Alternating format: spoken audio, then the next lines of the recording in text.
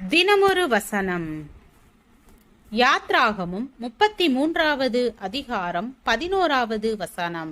ஒருவன் தன் சிநேகிதனோடே பேசுவது போல கர்த்தர் மோசேயோடே முகமுகமாய் பேசினார்.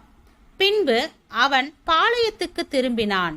நூனின் குமாரனாகிய யோசுவா என்னும் அவனுடைய பணிவிடைக்காரனாகிய வாலிபன் ஆசரிப்பு கூடாரத்தை விட்டு பிரியாதிருந்தான்.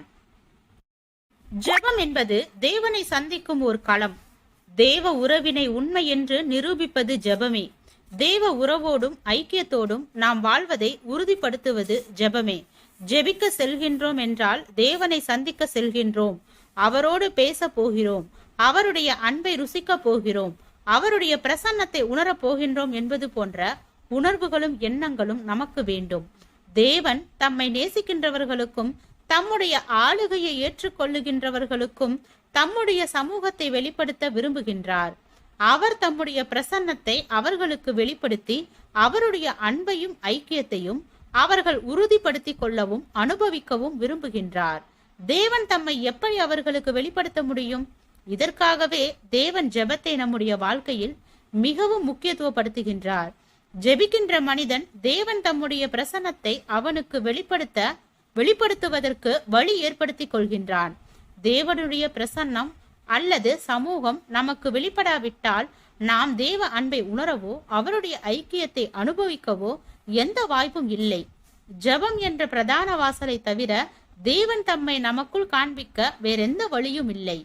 ஜெபம் என்பதை நம்முடைய தேவைகளுக்காக தேவனை நோக்கி கெஞ்சுகின்ற ஒரு மத சம்பிரதாயம் என்ற ரீதியில் பலர் புரிந்து கொள்வதால் தான் அதனுடைய உன்னதமான நோக்கம் வெளிப்படாமல் போகின்றது. அநேகருக்கு உலக ரீதியாக எல்லா தேவைகளும் எளிதாக கிடைத்து விடுவதால் ஜெபம் என்ற ஒன்றின் மூலம் பெரிதாக எதையும் தேட வேண்டிய தேவை இல்லாமல் போகிறது. ஆனால் ஜெபம் என்பது தேவ பிரசன்னத்தை உணர்கின்ற இடம் அல்லது தேவன் தம்மை காண்பிக்கும் இடம் என்ற உண்மையை அறிந்து கொண்டால் தினமும் ஜெபத்தில் நம்மை ஈடுபடுத்த போதிய தேவைகள் இருப்பதை நம்மால் உணர முடியும். அடுத்த முறை ஜெபத்தை குறித்து சிந்திக்கும் போது தேவையை கேட்டு பெறுகின்ற ஒரு அனுபவமாக மட்டும் அதனை எண்ணாமல் நம்மை நேசிக்கிற தேவனை சந்திக்கும் ஒரு அனுபவமாகவும் தேவ பிரசன்னத்தை உணர்கின்ற ஒரு அனுபவமாகவும் அதை நினைப்போமாக.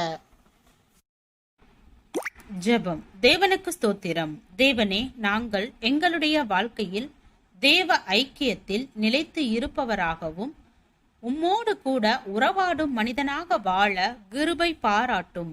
ஆமென்.